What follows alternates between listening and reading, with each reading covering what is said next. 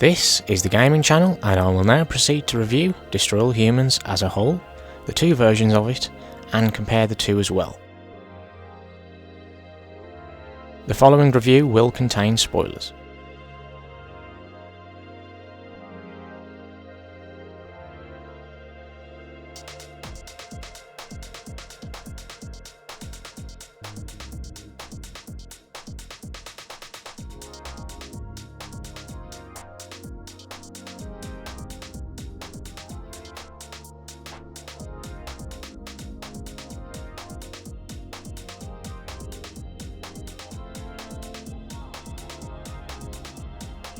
Two versions, one game. You could look at it like that anyway.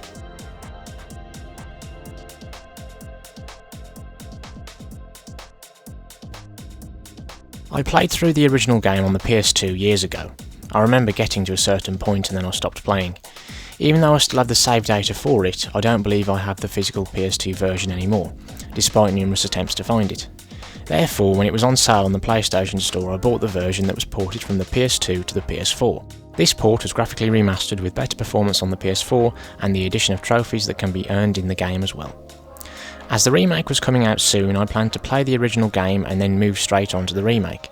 I started streaming the original game on YouTube, and once I got to the point I reached all of those years ago, it essentially became a completely blind walkthrough, or playthrough, from that point. It was good to finally complete the rest of the story after all of this time. Once I finished playing the original, I did move straight on to the remake, which I bought for PC. So while I played the original on the PS4, I played the remake on PC. With those details out of the way, I'll now give my opinion of the game as a whole, and the two versions of it while also comparing them.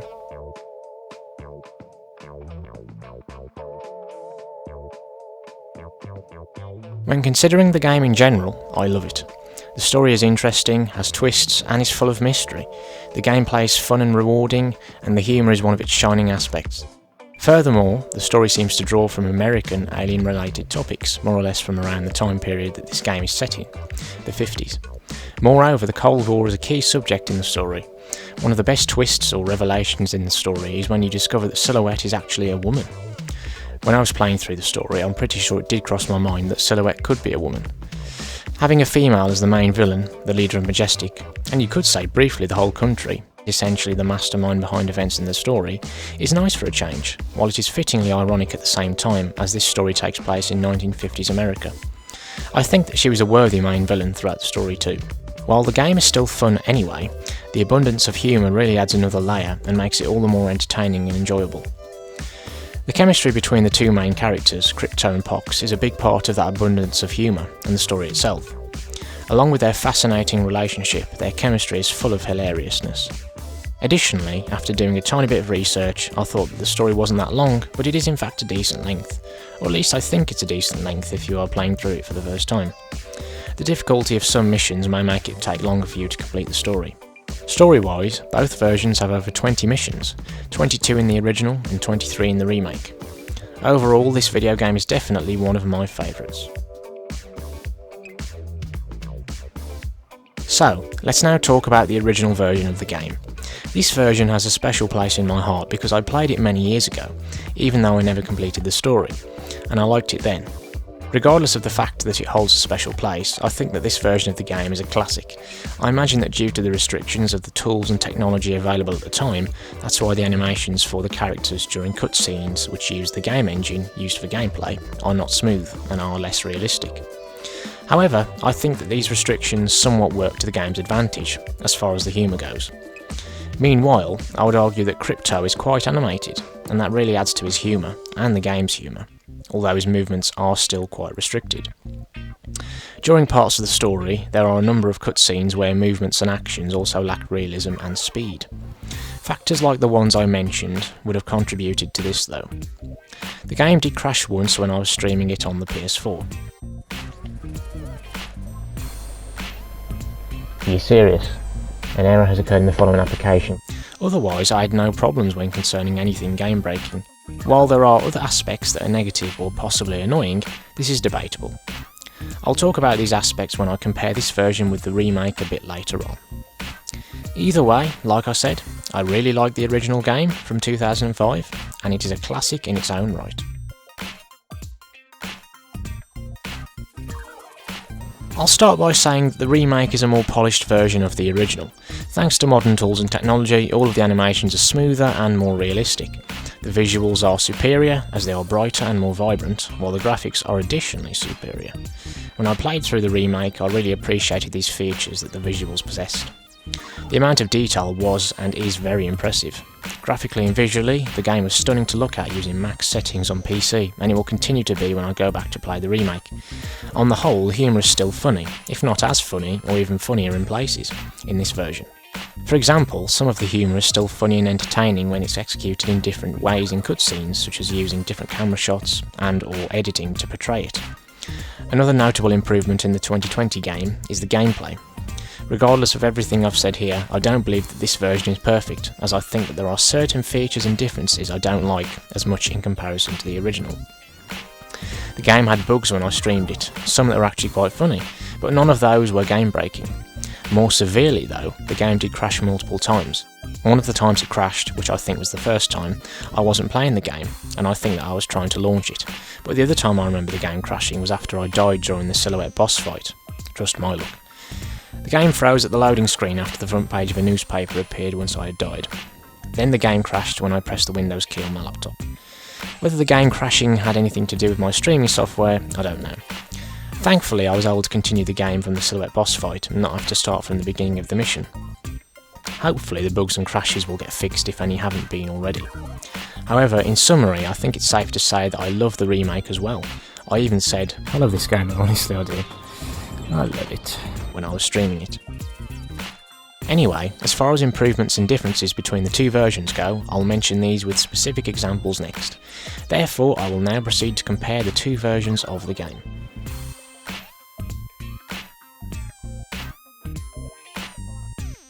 Let's start with the main menu. In both menus, the mothership, game title logo, planet Earth, and a number of different functions can be seen. The mothership looks different in both menus.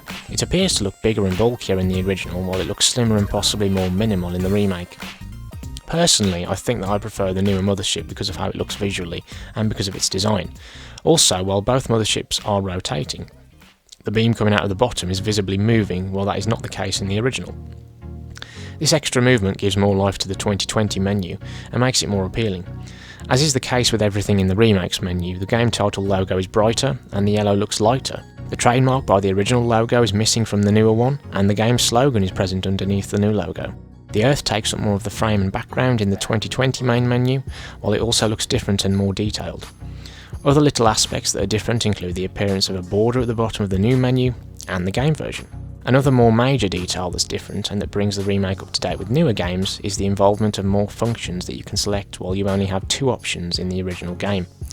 The final thing, apart from the fact that there are more save slots in the remake, is that you can actually see more information about a save slot that is being used in the original. The remake takes a more simplified approach by telling you the location that the game last saved in, along with the date and time. I prefer what the original presents here, as you can see which crypto clone you are playing as, which gives you an indication of how many times you've died in the game, how much of the game you have completed, and the date that the game was last saved on. What the remake has that the original doesn't is the location and time. Personally, I like it when a game tells you how much of the game you've completed. The final difference between the two menus is that the original will play a trailer for the game if you are inactive in the title screen for a certain amount of time, a trend with old games. This doesn't seem to be the case for the remake. Overall, I like both main menus, so I don't have a clear winner, even though the 2020 version does not tell you how much of it has been completed. As far as the main menu is concerned, I've basically covered everything in both versions now. Moving on to the mothership, another menu in the game, both versions differ considerably. Appropriately, the remake's menu looks more up to date. The original has the options menu here instead. When considering the names of each function in both motherships, 2005 uses the areas of the ship, while 2020 uses the names for two areas, but instead of hangar, it's called mission selection. I agree with this change because the player now clearly knows straight away where to go to do a mission. Visually, greys have been swapped for blues, and the 2020 mothership looks more modern. Nevertheless, I must say that I like how selecting different areas of the ship in the original causes the camera to pan to those areas. On the other hand, the 2020 mothership has fast navigation, so you aren't waiting for the camera to pan to an area. Visually, the 2021 is more appealing to me. But in this case, the 2005 mothership seems to have slightly more life due to the moving camera, the mothership ambience that can be constantly heard, and the movement of different aspects in each room of the mothership. Notably, Pox has way more dialogue in the 2005 mothership, and in a way I prefer that. Pox provides more humorous lines in his lab, and if you are inactive in the main room for long enough, he will provide even more. The fact that he does this when you are inactive can be annoying at times though. Both versions have a wealth of features in the archives. 2020 also provides a new character, Gastro999. He provides written input on certain pieces of info you can read here. When concerning this area of the ship, the remake has an advantage because you can replay missions here, and you can select other skins for Crypto to wear when you play as him in the game. The ability to replay missions causes the 2020 game to have more replayability. The upgrades section in Pox's lab is better in 2020 as well. Even though the remake's mothership provides debatable improvements over the original, I don't necessarily have a favourite as I like both. Ultimately, the two motherships are tied. Now we are going to compare the gameplay and story in both versions. The gameplay has definitely been improved and made easier in the remake. A little detail that I do prefer in the original though is that when a human dies after being electrocuted by the Zap-O-Matic, they are usually flung upwards a bit before falling to the ground. I suppose that the way a human dies from this weapon is more realistic in the remake, however. 2020 allows you to hold an object in the air using psychokinesis, and you can keep it held there for as long as you can, as it does not drain a meter, unlike in the original. The meter in the original does not exist in the remake. The addition of extra abilities improves the gameplay and adds to the fun. These are welcome additions that are useful and helpful. What was severely lacking in the original was being able to use multiple abilities together at the same time. Thankfully, this has now been fixed. Unsurprisingly, the weapons look nicer in 2020, and the new visuals allow the weapon designs to shine. The latest version brings the UI, or HUD, up to the modern age of gaming, and this is an appropriate decision too. Saucer gameplay is much more satisfying and enjoyable in the remake, not only due to the updated visuals that I prefer to look at, but also because of the extra capabilities of the spacecraft and the superior sound effects and visuals used for the explosions. One of the best parts of this type of gameplay is when you use more powerful weapons to destroy buildings. The Quantum Deconstructor has to be my favourite. It's just thrilling to watch what happens when you fire the weapon and destroy buildings with it. I was especially satisfied when I saw that you could obliterate the White House during the penultimate boss fight with RoboPrez. Oh, 300%. Yes. Look at this, baby. Oh yes, look at that as well. Blew up the White House. Lovely. Oh yes, look at this. I can just blow up the place. Lovely. I love that. Oh yes, there we go. Look at that. Lovely. I love it. I can safely say that I enjoyed Saucer gameplay more than in the original, and I prefer it in the remake. 2020's Just All Humans has more replayability because of optional objectives that can be completed in missions, a feature that was absent in the original. These optional objectives allow you to gain rewards when they've been completed in a mission, and you can go back to a level and complete them if you didn't already do so. There are also challenges to complete and Furon probes to collect. In the original, you cannot replay story missions, but there are Furon probes to collect and challenges to complete. Let's not forget that you can also still just have fun playing as Crypto in both versions after you finish the story. This brings me to the question, which game has better gameplay? It has to be 2020 because it has more to offer. It has been improved and is more efficient. Sure, the fun may have been somewhat reduced in places as a result, but it is not a major impact. Gameplay-wise, there is much fun to be had in the remake, and some experiences have been improved to be more thrilling and satisfying. 2020 may have improved and superior gameplay, but I have and will continue to enjoy the gameplay, some aspects more than others, in the original. Either way, the winner in the gameplay category is the remake. When comparing the story, in terms of realism, certain cutscenes contain changes that would make more sense. For example, the 2005 game has Sleepy Ernst lying on the grass by the tree. However, he looks old, and despite the odd humour in these games, 2020 makes this cutscene more realistic by having him lying in a deck chair. You could argue whether this ruins the humorousness of him lying on the grass, as in the original, he could have just fell asleep on the grass because he is known as Sleepy Ernst. Maybe there are pros and cons to this little difference, but I can tolerate it, and I do like and respect the change for the reason that I mentioned before. This cutscene is simply one example where certain things have been changed, whether it be for realism or not, and this arguably ruins the humour that was created in the original, which brings me to a change that is essentially an extra segment that was added to the Union Town level. The segment I'm referring to is the choice-based conversation Crypto, in a holobot disguise, has with the barge driver. The right passphrase is required in order to get the driver to take you to the island where Crypto's saucer is being held. Thanks to this change, or extra part, 2020's version of the game made me say this. It's a nice touch though, and not for the first time during my playthrough of it. Oh, cutscene as well. See, look, his skin's active in this cutscene though.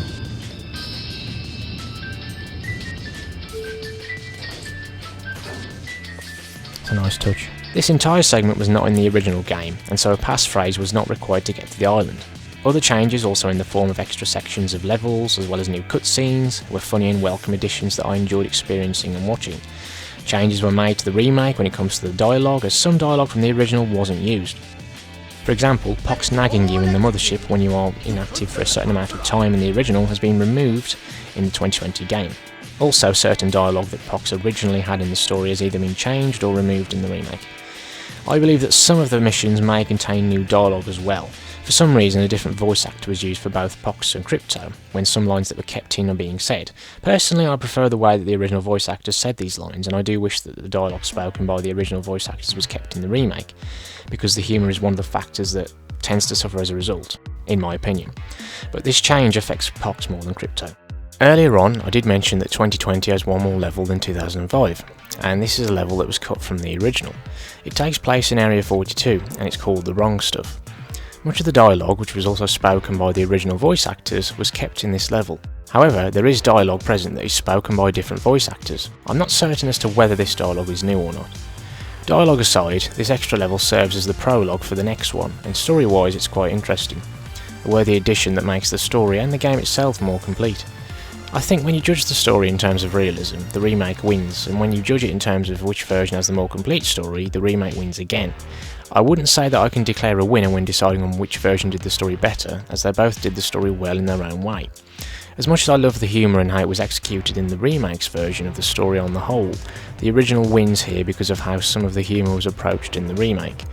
Don't get me wrong, I do prefer some of the remake's humour compared to how it was executed in the original, but there were a fair amount of instances where I feel like the campy humour was lacking and or missing in the remake. Perhaps this was for realism too, and the developers felt it was more in line with the characters in this version of the game, namely Crypto.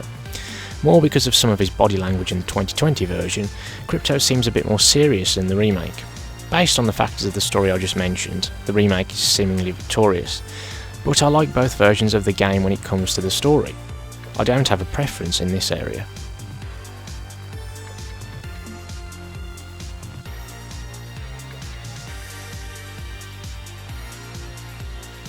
Even though this covers both gameplay and the story, the difficulty is an interesting aspect to talk about when comparing the two versions, because while the remake has made the game easier in some aspects, there were certain missions in the story that I found much harder than in the original, while there are other missions in the story which I found easier in the remake.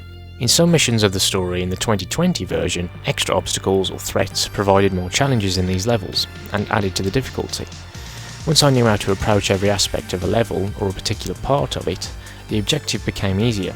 Here I will use an example to address what I was just talking about. To my knowledge, there are 3 boss fights in Destroy All Humans, and the remake only made them harder. One of the key differences is that each boss fight now has 3 stages, which for a start makes them last longer and take longer to complete. Notably, I found the final 2 boss fights much harder than in the original. These both contain differences and additions that increase their difficulty. Anyway, in the last boss fight against Silhouette herself, an added bonus which made the encounter frustratingly hard, and which somehow took me a while to figure out how to avoid, was what I think is radiation that seems to come from out of the circle on RoboPrez's chest.